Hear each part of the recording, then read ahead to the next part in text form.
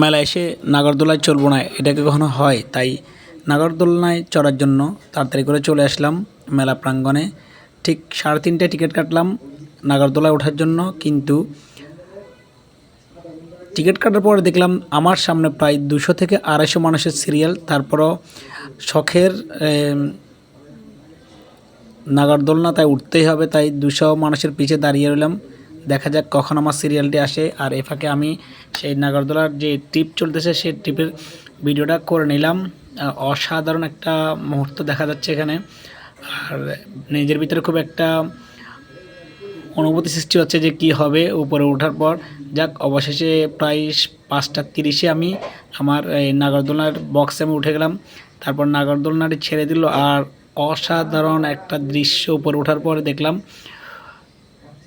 অসাধারণ একটা দৃশ্য, যারা যারা ওঠেন নাই তারা কিন্তু চলে আসবেন। আর এই মেলাটি হচ্ছে চট্টগ্রামের বাজিদের অক্সিজেন মোড়েই। আর এই নাগরদোলনার প্রতিটি টিকিট হচ্ছে 50 টাকা করে।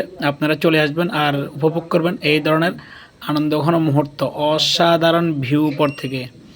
তো সবাই ভালো থাকবেন, আল্লাহ হাফেজ।